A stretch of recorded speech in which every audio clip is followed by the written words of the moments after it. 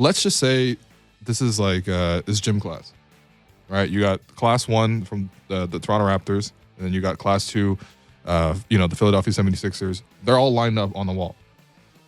You guys are the 2 captains, and you guys are picking your teams. Cash, your first pick of the series? Obviously, you got to be Joel Embiid. Okay. Even though the Raptors or whoever would be the coach of I'm assuming Nick Nurse would be coaching this other team that Wolfond is putting together here. So even though, even though they'd be constructing a solid game plan against Joel Embiid, as the Raptors will, and as they have the personnel to trouble him, despite size not being there, at the end of the day, he is still by far the best player in this series. He's a top 2 at worst, top 3 player in the entire league this season. I think, as much as Siakam came on and was an All-NBA candidate again this season and was just tremendous, and as good as Freddie is and all that, like, Joel Embiid's still the best player in this series. And I think, I don't want to get too cute here and try to pick a Raptor or someone else or say, oh, maybe it's Harden. No, it's Joel Embiid. He's the best player in this series. And absolutely, it should be an easy pick. Are we including coaches in this? Because I wonder how far you'd have to go down before you get. Okay, listen. We're not in Boston here. We're not going to be those people that say we'd pick Brad Stevens over a player. Come on, guys. Over Giannis. Not even any player. Giannis. Yeah, obviously, like you would still go the player route first, at least like for the first few picks. But if you're talking about not just like, it's the difference between having Nick Nurse or having Doc Rivers, right? That's a gap. That's a gap. Anyway, yeah. So my pick, I guess it's tough, but I would have to go with Pascal Siakam. Oh, okay. I think. Got me worried there for a second. I thought you were going to say, when you said it's tough, I thought you were going to say James Harden. I was like, what? I was picking between Pascal and Precious. It's okay. Precious, come on. Fair enough. You're splitting hairs between the two of them, but no, I think like Harden's ceiling is still higher. Like if he if he hits his highs, I think he's still, despite the fact that he's basically a one-way player at this point, the offensive ceiling for him is so immense that I think if he hits that high and sustains it, you'd still take him over Pascal. But like there is so much more reliability there with Siakam. The floor is so much higher because of what he gives you on defense. Like if he is having an off night offensively, if he's not finishing around the rim, if the jumper isn't going down, you can still rely on him to be your bedrock defensively, to plug all of those gaps, to be a huge part of your game plan against Joel Embiid. And I just think you take that sense of security over the kind of high variance that you're getting with Harden at this point, because honestly, there's been more lows than highs with him over the last few weeks of the season, I feel like. Yeah. And it's concerning from Philly's perspective, like the way that he has played. And honestly, even when he has been at his best this season, I think there's still been a little some of that burst missing. This has been his worst season finishing at the rim, I think, since his rookie year. And you see it, like the finishing burst isn't there. Like even when he is getting a half step on guys, he's often resorting to like foul baiting at the rim because he just doesn't have that burst to finish through contact or finish through contests.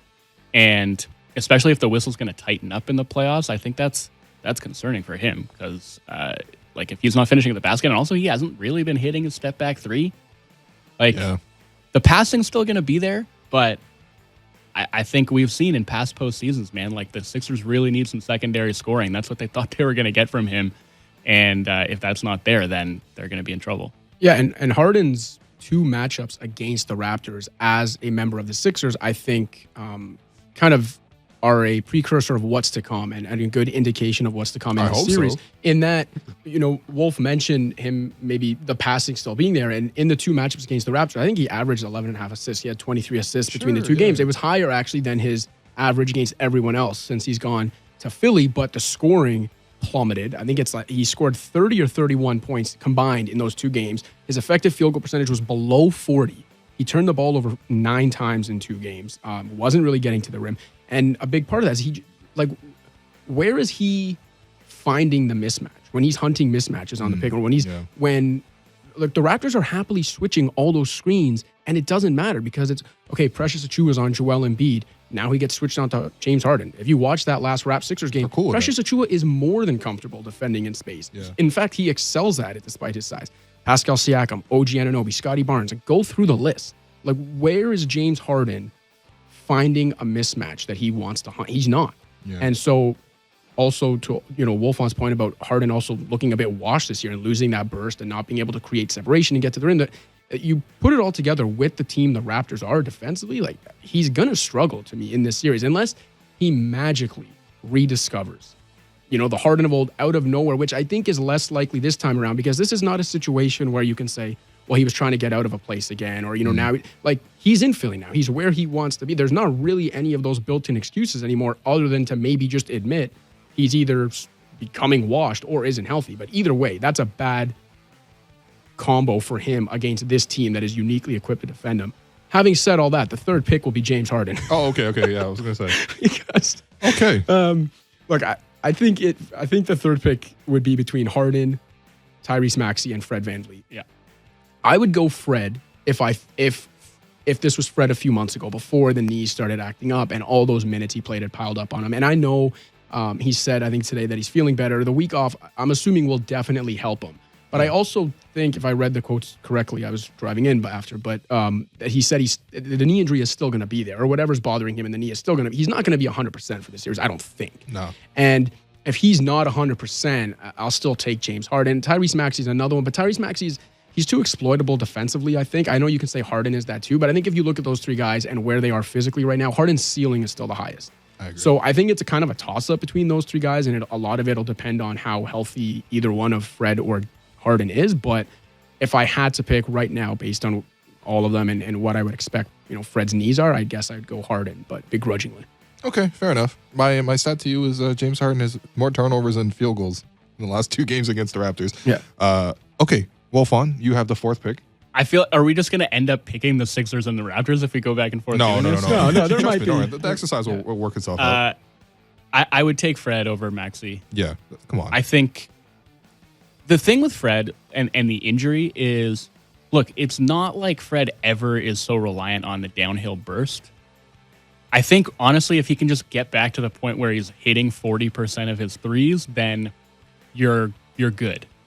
Because his defense, I feel like, has not dropped off at all, despite him dealing with that knee issue, and that's like really impressive when you're talking about a guy who is already dealing with some physical limitations at the defensive end of the floor. Yeah. And I think just because of his IQ, like his incredible feel for like digs and weak side rotations, and for like when to jump passing lanes, those heavy hands, like. It's going to be super important for like Embiid.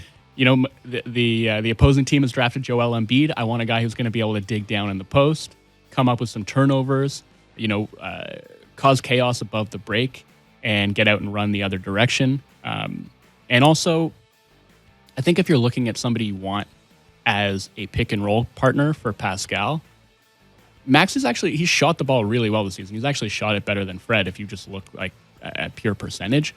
But I want to be able to run like the Siakam inverted pick and roll. I want a solid screener, like especially if Cash's team is going to stick Joel Embiid on Pascal. Yep. And we want to run that inverted pick and roll. Screen. I need a guard who is actually going to be able to set a solid screen on Joel Embiid, and I trust Fred VanVleet to do that more than I trust Tyrese Maxey to do it. So, in spite of the fact that Maxey gives you that incredible downhill speed, like the ability to just puncture a defense at the point of attack, to get to the rim, to attack without a screen, like that's huge. But I think in terms of just like overall skill, like and a well-rounded game, and what a player is going to give you at both ends of the floor, I would give Fred the nod. Word. All right. Well, fourth pick or fifth pick, I guess. I'm going to go with Maxey. I think that. Damn, you're really just we're just taking the Philadelphia 76ers. Listen, we're going alternate here. I think the thing with Maxey is he's the one guy in Philly's lineup, obviously other than Embiid, which he's not a perimeter player, but he's the one non-big in Philly's lineup that I don't think the Raps necessarily have a true answer for. Like, why not though? We do have good perimeter defenders. They have good perimeter defenders, but it's like Maxey's got speed, right? He can get. What I'm saying is they have answers for him, but they don't.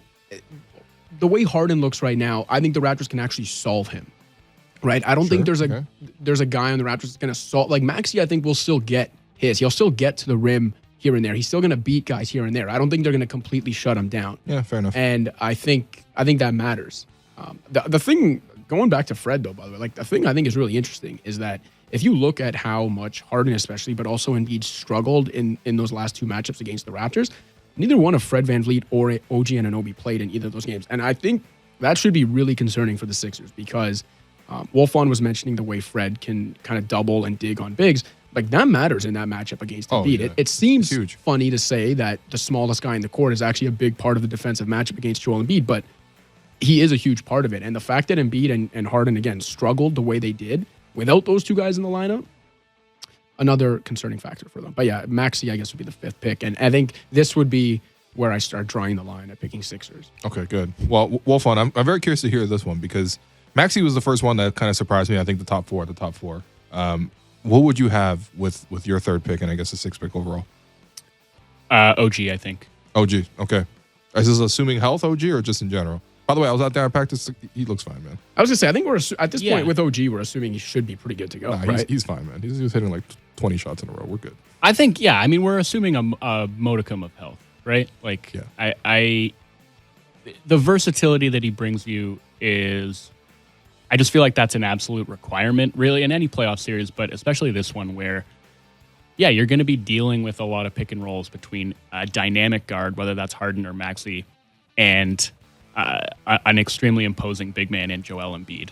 And I would really love to have a player in that matchup who can toggle between those types of assignments, who can play on the perimeter as needed, who can bang in the post as needed, and then who at the offensive end, I mean, we talked about Precious Achiuwa and it was like a bit of a gag, but he's giving you a lot of that same stuff in terms of like the switchability on defense, the ability to guard one-on-one. His ball screen coverage is incredible, but obviously you trust what OG is going to bring you at the offensive end way more. That's true. And I think because he hasn't played a ton down the stretch here and the Raptors have continued to have all this success, it's become slept on a little bit just how important he's going to be. Mm-hmm. Because, there are a lot of guys who can do a lot of things for you defensively on the Raptors, but,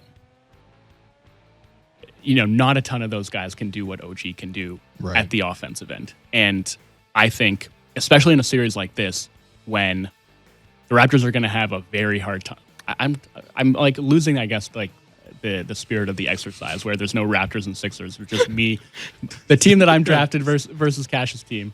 But, rim scoring is going to be hard to come by with definitely. Joel Embiid on the other side. Yeah. Jump shooting is going to be extremely important. Yep. OG's three-point shooting is going to be extremely important. And his ability to, when he's not hitting catch and shoot threes, he can attack a closeout and he can hunt a mismatch. That's true. He can go after... You can post a Maxey. You can post... Even Danny Green, to an extent. Yeah. I don't know if you want to post Tybalt, to be honest. Feels like it's a turnover. In half the games that he can play. That's true. That is true.